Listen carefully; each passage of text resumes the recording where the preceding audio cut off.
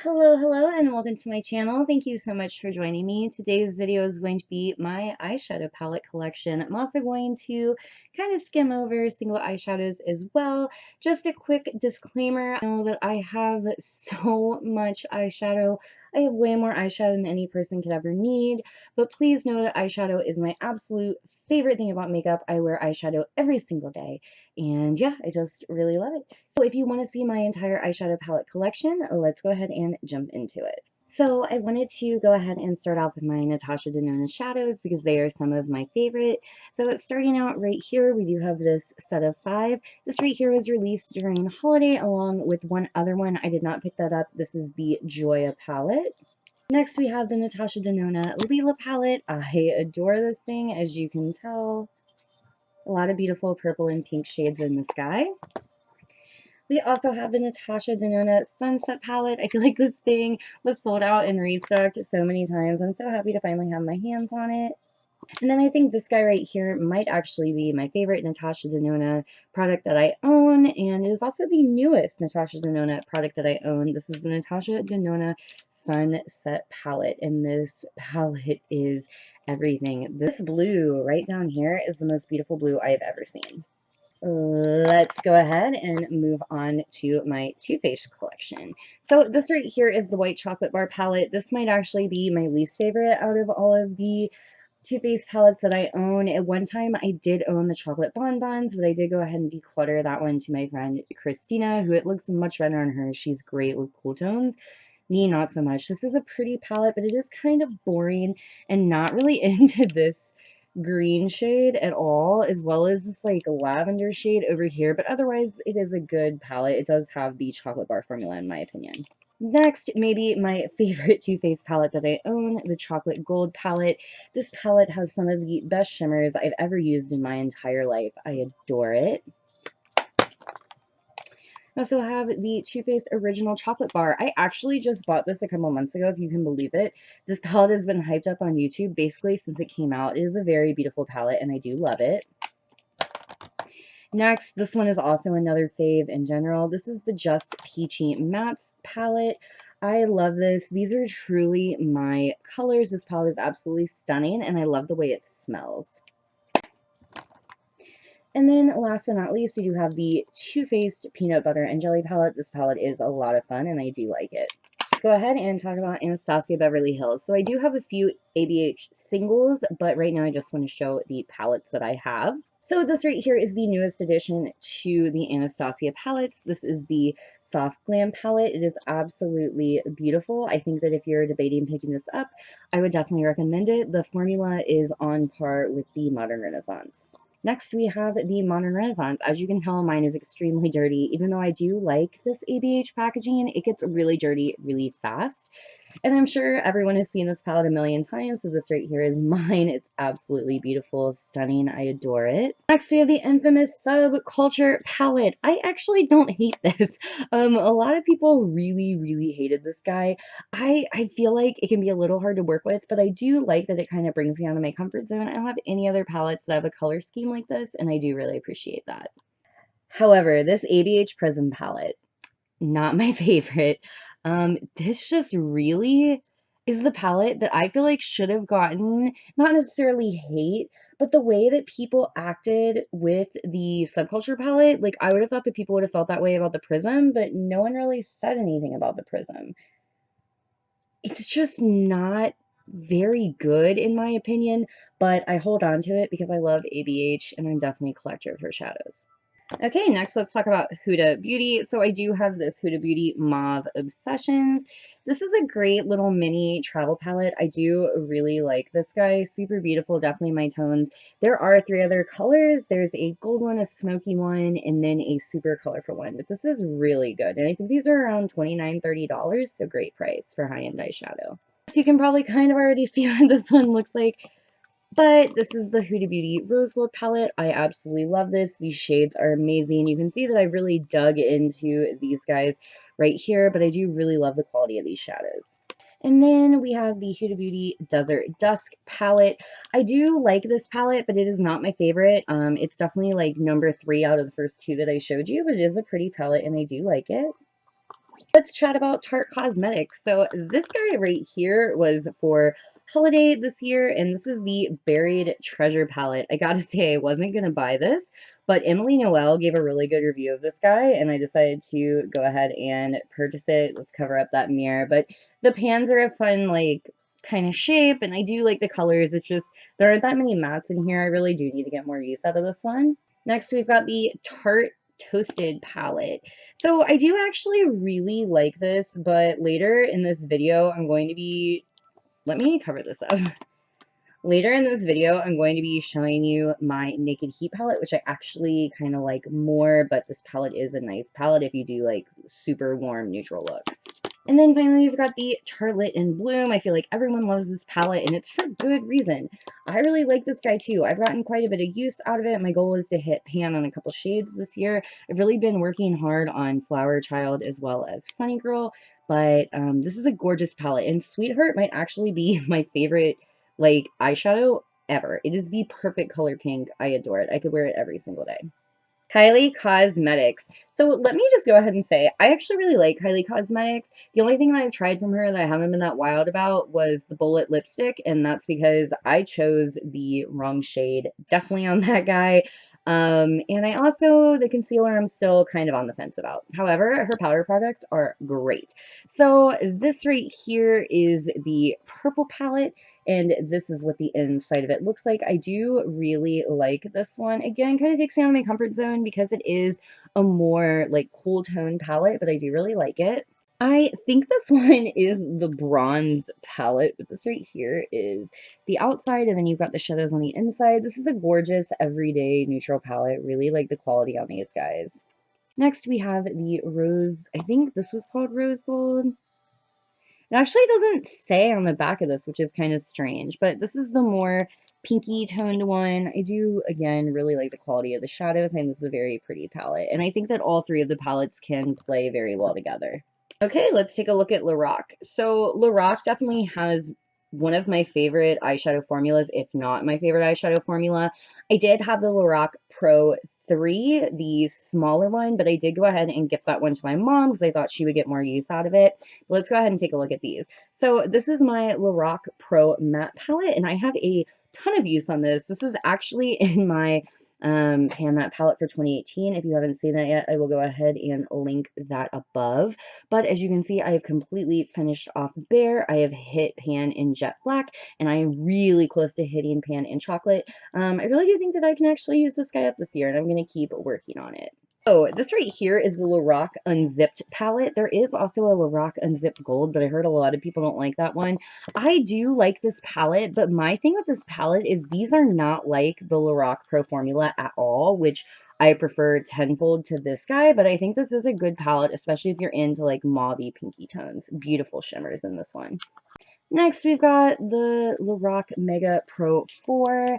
And this one, I do like. This shade is like all over the place right now. I do like this one because, again, it takes me out of my comfort zone, but it is not my favorite. These color combinations, I feel like sometimes I have to work really hard at them to get an eye look, and I'm not always necessarily like happy with how it turns out. And then finally, my Lorac Mega Pro 3. I adore this thing. It is so dirty, as you can see. I have used the crap out of this. I absolutely adore it. I think that this is the perfect neutral palette.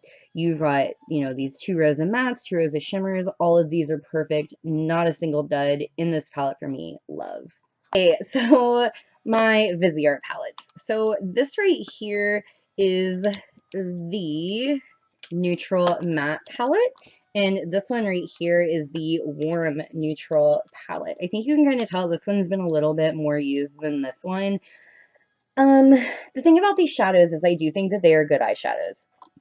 However, everyone on YouTube, I feel like, hypes these up, that these are the best mattes in the entire world. In my opinion, I think that the Anastasia mattes and the Lorac mattes are better. But these aren't bad shadows. I think, you know, if you want to buy one of these palettes and try it out yourself, but these things are like $80 a piece.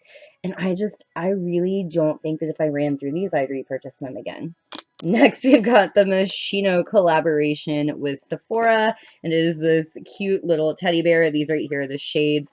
I think that the eyeshadows in here, you can definitely see me, and I would rather that you didn't. The eyeshadows in here are okay quality. They're not my favorite. They're not my least favorite. Honestly, I wanted this thing so bad on the first launch. I couldn't stand it. I didn't end up being able to get it, but I did get it on the second launch. And this is definitely one of those things that I bought just for the packaging, but come on, it's a freaking teddy bear. I love it.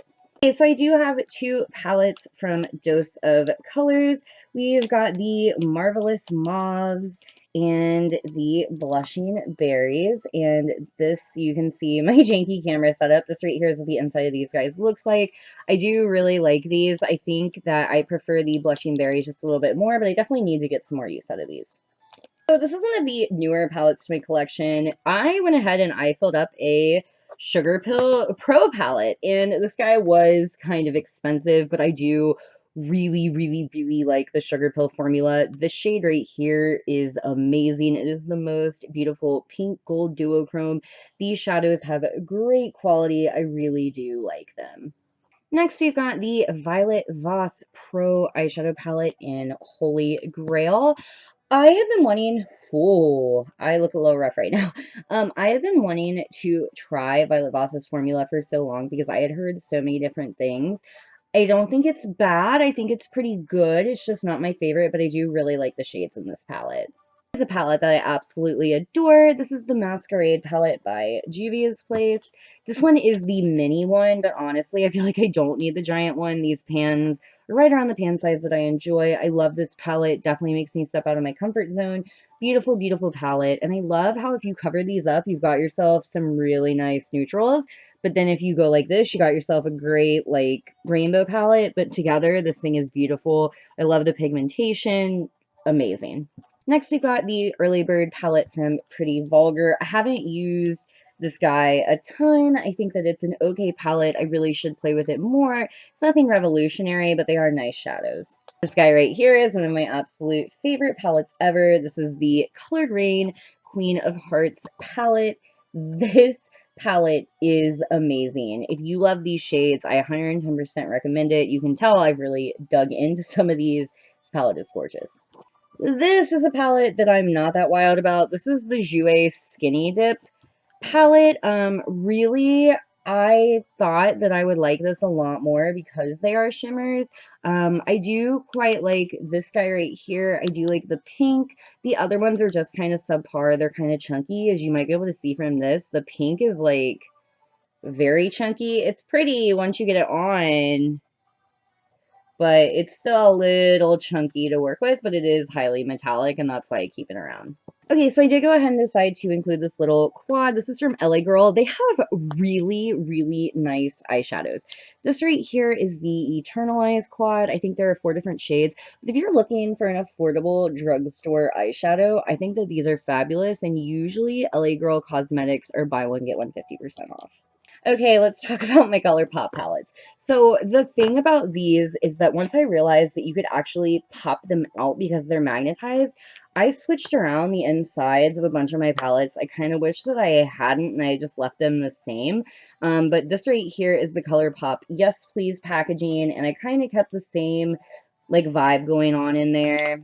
This right here is Element of Surprise, which I really didn't like that much. Again, these are not the actual colors that were in there. The You Had Me at Hello palette, again, not the actual colors that were in there, but these two I was honestly kind of disappointed with compared to these other ones. So this right here is the Femme Rosa palette. This is amazing. Again, moved around the shades, but I did really like this. And then this is the I Think I Love You palette. This palette was mostly shimmers. I did throw a few mattes in there. Okay, let's go ahead and take a look at my Morphe palettes. So I used to have the 35P, which was all purple, but I went ahead and gave that one away because I just really wasn't feeling it. So this one right here might actually be my favorite palette. I think they only released this once, which was kind of crappy, but this is the Morphe.